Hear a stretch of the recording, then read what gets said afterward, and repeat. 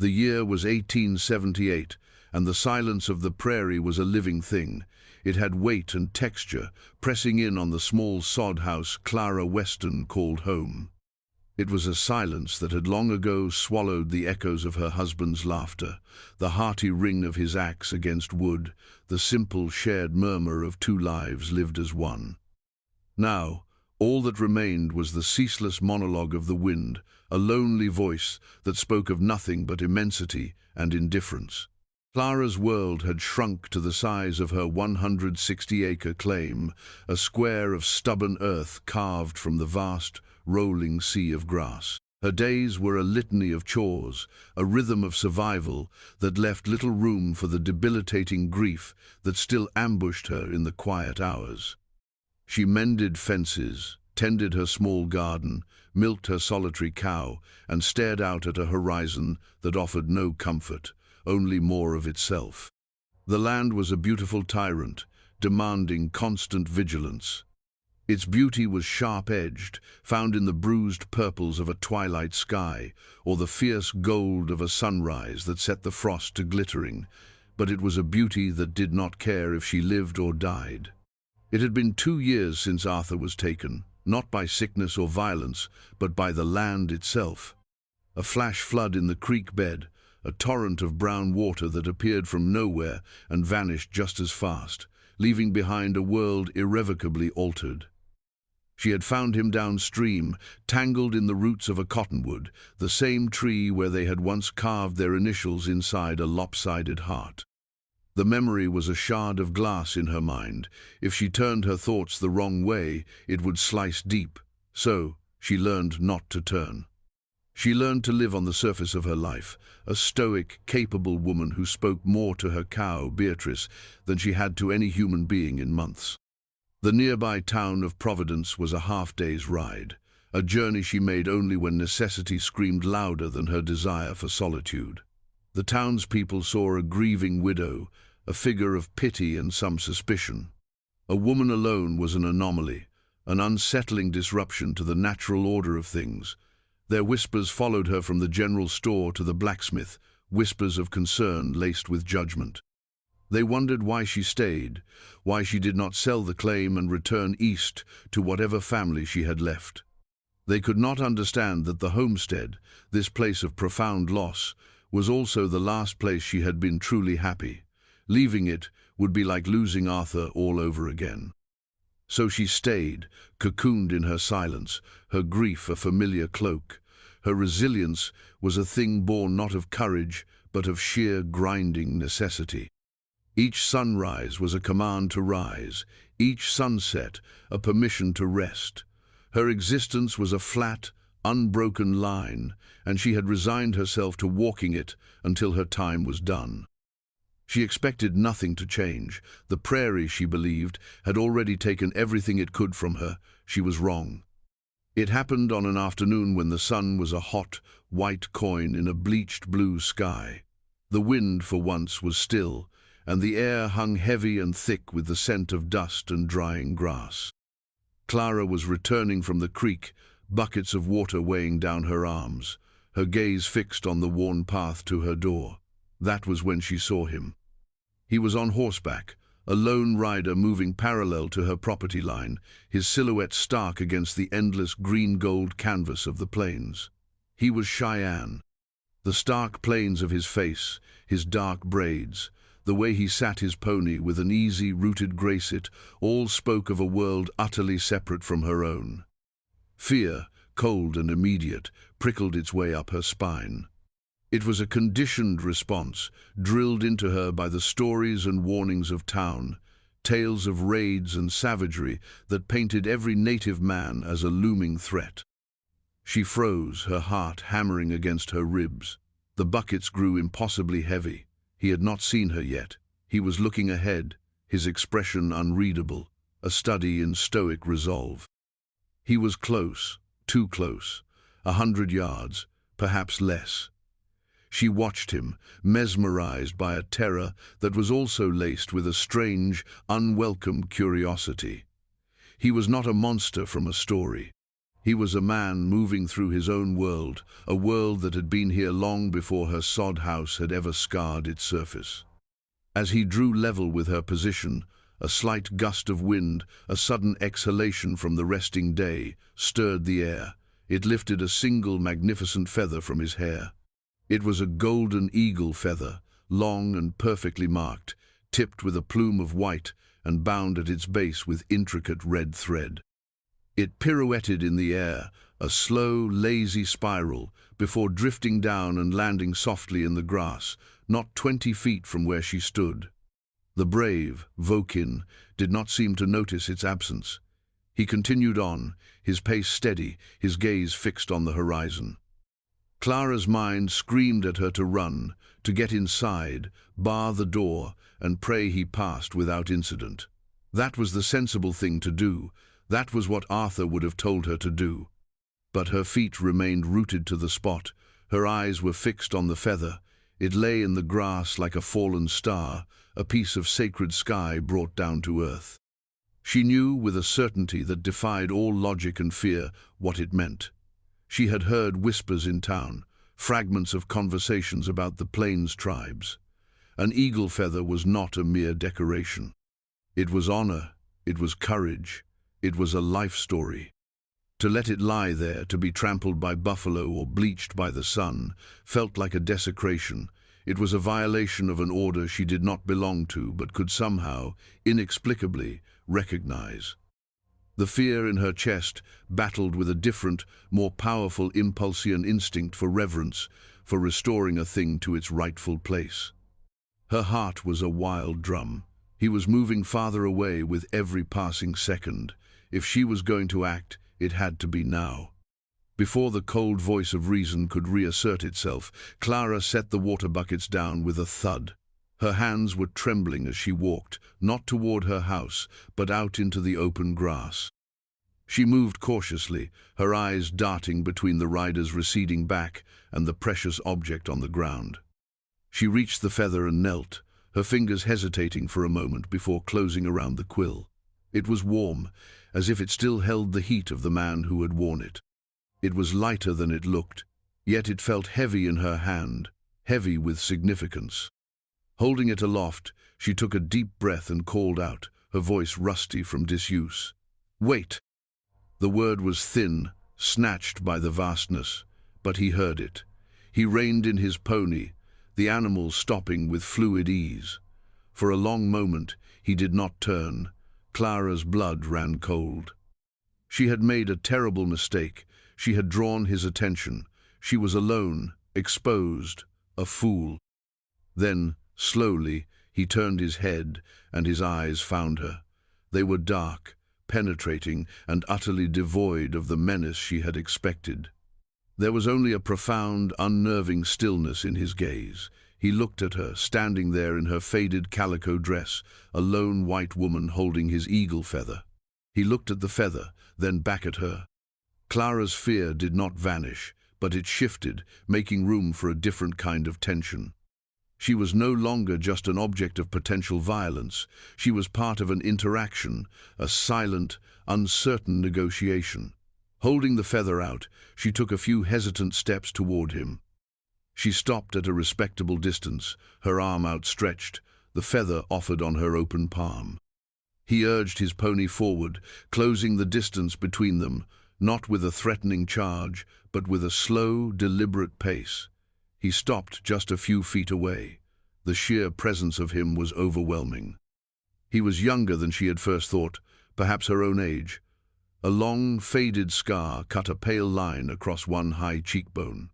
His eyes, now that he was closer, were not cold. They were watchful, intelligent, and held a deep, old sorrow that she recognized, for she saw it in her own reflection every morning. He did not speak. He simply looked at her, his gaze intense, searching her face for what? Deceit? Malice? He saw none. He reached out, his movements economical and precise, and took the feather from her palm. His fingers brushed against hers, a touch as brief and light as a moth's wing, yet it sent a jolt through her entire body. It was the first human touch she had felt in 2 years. He secured the feather back in his hair, his actions deliberate, almost ritualistic. Then he looked at her again. He gave a single sharp nod. It was not a thank you in the way she understood it. It was something more. It was an acknowledgement, a recognition, a mark of respect that crossed the chasm of language, culture, and fear that separated them. And then, without another gesture, he turned his pony and rode on, continuing his journey as if nothing had happened. Clara stood motionless, her hands still tingling, and watched until he was a tiny speck that finally merged with the horizon. Only when he was gone did she realize she was breathing again, her lungs aching. She walked back to her water buckets, her legs unsteady, and finished the short walk to her sod house. That night, for the first time in a long time, the silence did not feel empty. It felt watchful. The days that followed were different. The flat, unbroken line of her existence now had a sharp, singular point of deviation. The memory of the encounter played over and over in her mind, a relentless loop of image and feeling, the dark, assessing eyes, the brief, shocking touch of his fingers, the solemn nod. It had shattered the stupor of her grief.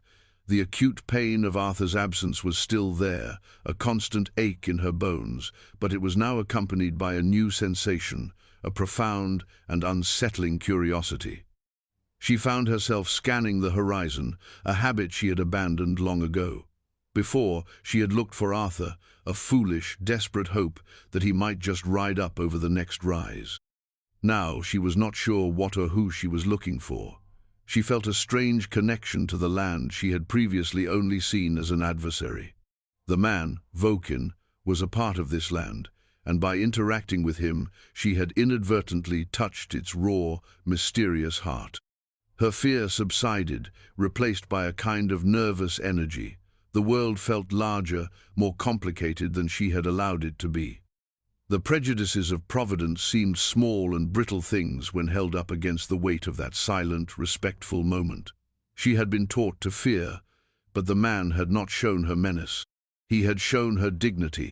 A week passed, the rhythm of her chores returned, but her internal landscape was forever changed. She was weeding her garden, the sun warm on her back when she saw it. On the top of the fence post, nearest the spot where she had returned the feather, there was something new. It was a small object, placed with obvious care. Her heart gave a little skip. She wiped her earthy hands on her apron and walked slowly toward the post. It was a bird. A small, exquisitely carved bird, no bigger than her thumb, whittled from a piece of pale cottonwood. Its lines were simple but perfect, capturing the essence of a meadowlark in mid-song, its head thrown back in silent music. The wood was smooth, polished by patient hands. She picked it up. It was a gift, a response, a continuation of the silent conversation they had started. It was his way of completing the exchange, of balancing the scales. She had returned what was his, and now he had given her something in return. A thing of beauty, created from the very same kind of tree that held the memory of her deepest sorrow. Clara closed her fingers around the tiny carving, the smooth wood a comfort in her palm. A tear, hot and unexpected, slid down her cheek. It was not a tear of grief, not entirely. It was something else, something more complex. It was a tear for the bridge that had been built across an impossible divide, a tear for an act of grace in a world that had shown her so little of it. She took the little bird inside and placed it on the mantelpiece, right next to the faded photograph of her and Arthur, their faces young and full of foolish, beautiful hope. The two objects, one representing her past and the other a bewildering present, sat together in the quiet light of her home. It was 2 days after she found the carving that her world broke open for the second time. She was churning butter, the rhythmic thump and slosh a familiar comfort, when a low, deep sound reached her. It was not the wind. It was a sound that vibrated up from the earth itself, a resonant thrumming that made the tins on her shelf hum softly. She stilled her hands, her head cocked, listening. The sound grew, resolving itself into the steady, powerful beat of dozens of horses' hooves. Not the frantic gallop of a stampede, but the measured, deliberate cadence of a procession. Her first thought was the town posse, though what they would be doing this far out she could not imagine. She wiped her hands and went to the door, her stomach tightening with a familiar knot of dread. She opened the door a crack and peered out, and her blood ran ice cold. They were cresting the low rise to the west, the same direction from which the lone brave had come. But this was not one man, this was an army. An entire delegation of Cheyenne warriors and elders, riding in a wide, formidable formation. They moved without haste, their ponies stepping proudly, their pace infused with a solemn purpose. Sunlight glinted off lances, off the silver and beadwork that adorned their buckskin shirts. Feathers of every color and meaning stirred in the breeze. Clara's mind struggled to process the scale of what she was seeing. There were dozens of them. She tried to count, her eyes darting frantically across the line, but lost her place. There were at least 40, maybe more. They were not passing by. They were coming directly toward her house. Panic, pure and absolute, seized her.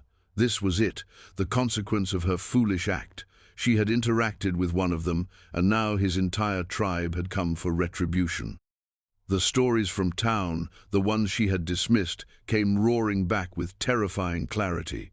They would burn her out, take her cow, take her life. Her hand flew to her throat. She slammed the door shut and threw the heavy wooden bar across it, her breath coming in ragged, shallow gasps. She backed away from the door, her eyes wide with terror, scanning her small home for a weapon, for an escape. There was Arthur's old rifle above the mantel, but she was a poor shot, and what good would one rifle be against so many? There was nowhere to run. The prairie offered no hiding places. She was a tiny island in a sea of grass, and the tide was coming in. The sound of the hooves grew louder, a thunderous heartbeat that seemed to shake the very foundations of her sod house. They were in her yard now. The sound stopped, and then there was silence. A silence more terrifying than the thunder had been. It was a heavy, expectant silence. They were waiting. Clara stood in the center of her small room, trembling like a leaf. Every nerve screamed.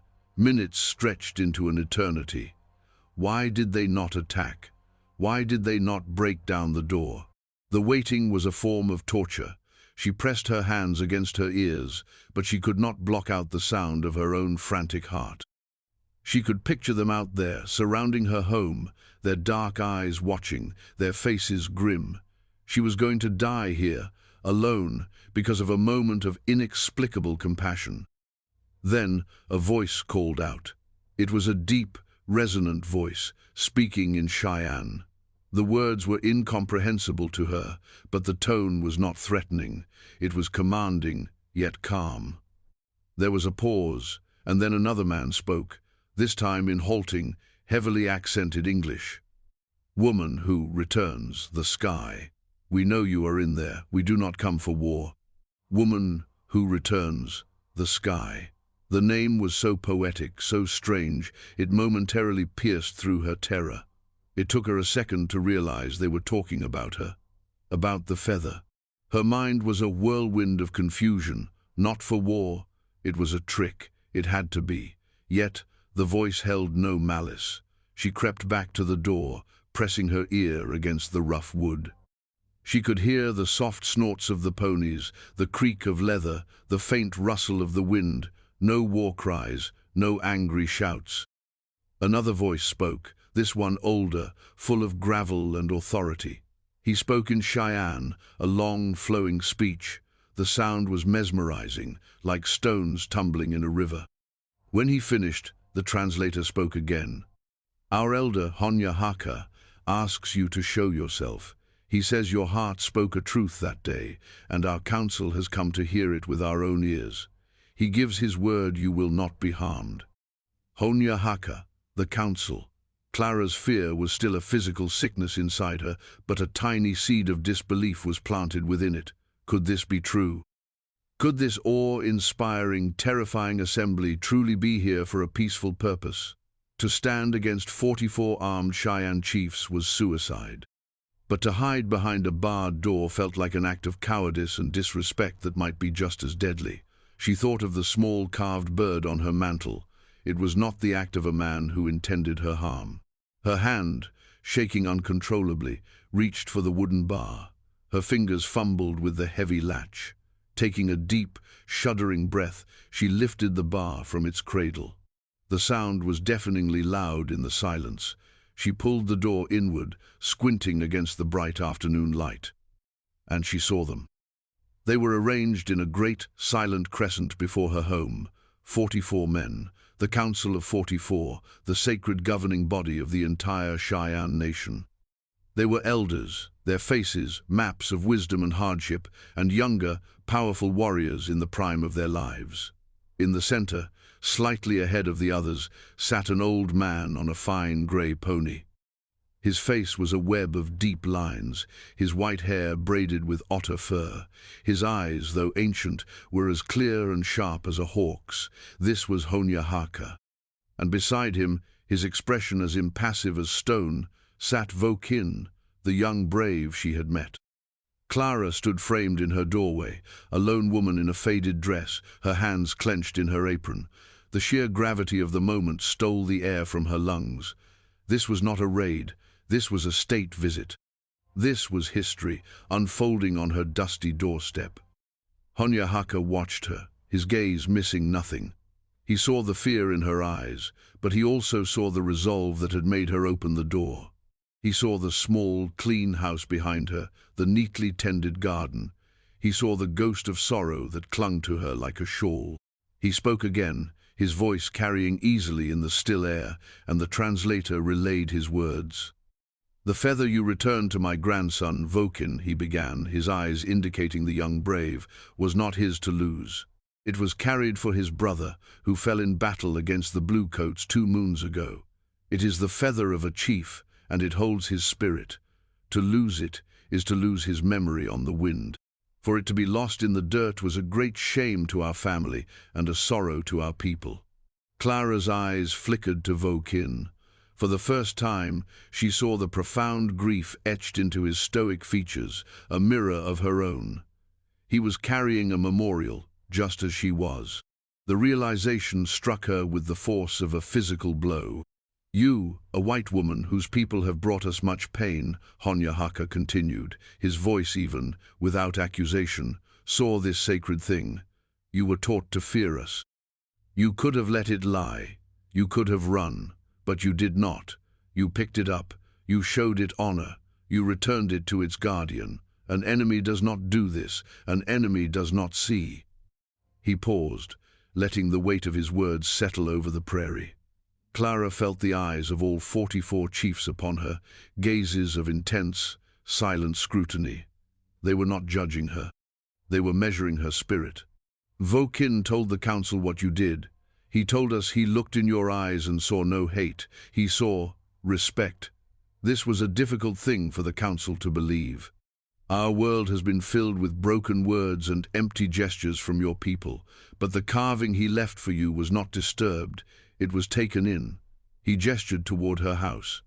"This also speaks a truth." Clara's heart was still pounding, but the terror was receding, replaced by a wave of stunned, humbling understanding. This was not about her. It was about a gesture that had rippled outward in ways she could never have conceived. An act of simple decency that had been interpreted as a profound statement of peace. "The Council of 44 has ridden for 3 days to look upon the woman with a respectful heart," Honyahaka declared, his voice ringing with authority. "We have come to understand why a spirit of peace would choose to rest in such a lonely place. We have come to see if what our eyes tell us is true." He was testing her. This was the final, crucial moment. Her response would define everything. The town of Providence would tell her to slam the door, to fetch her rifle, to scream for help that would never come. Her fear told her to shrink back into the shadows of her home. But her heart, the same impulsive heart that had made her pick up the feather, told her to do something else entirely. She looked at the old chief, at the deep lines of his face, at the sorrow and wisdom in his eyes. She saw a man who understood loss. She saw a leader who had traveled far, not for conquest, but for understanding. And in that moment, she was no longer a frightened widow. She was the mistress of this home, however humble. Straightening her shoulders, Clara unclenched her hands from her apron. She met Honyahaka's gaze directly, her own eyes clear, and she did the only thing that felt right. She stepped aside, opening the door wider, and gestured toward the simple, clean interior of her home. "You have traveled a long way, sir," she said, her voice surprisingly steady. Will you come in and rest? I have fresh water." A deep, collective stillness fell over the assembled council. Even the horses seemed to hold their breath.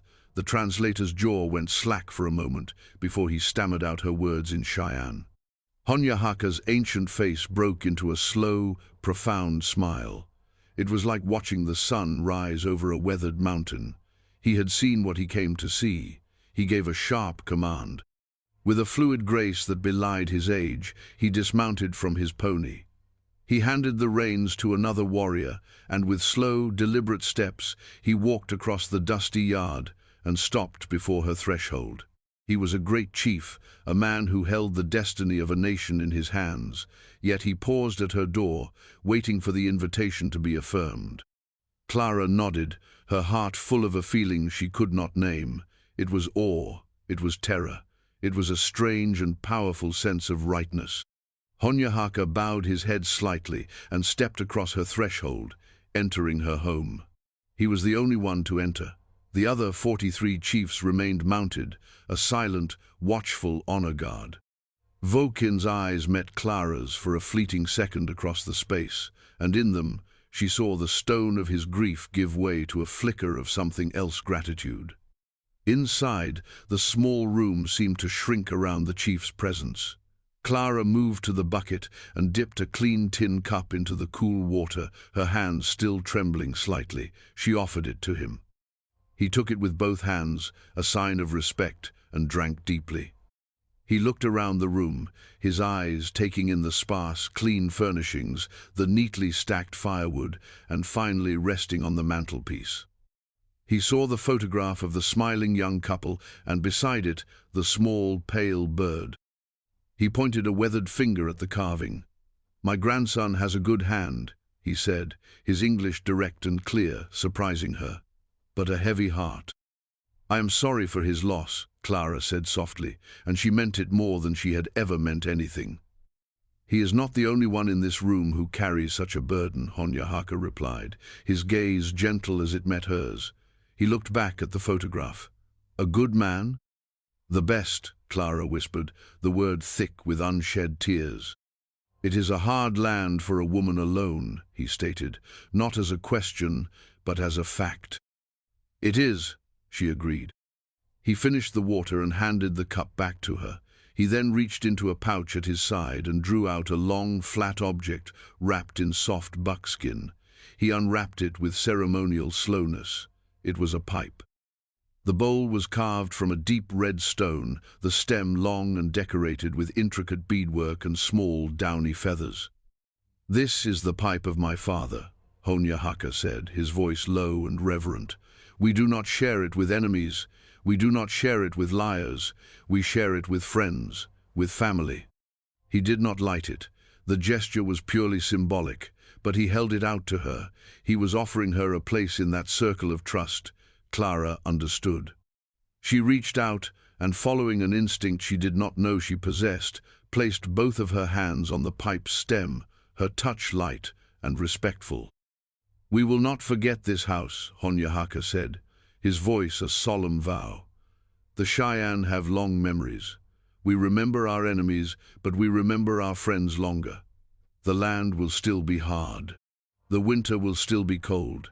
Your people in the town of white men may not understand, but you will not be alone. The woman who returns, the sky will be known to us. This ground is protected ground." He wrapped the pipe back in its buckskin covering and tucked it away. His visit was over. He had done what he came to do. With another slow nod, he turned and walked out of her home, back into the bright sunlight.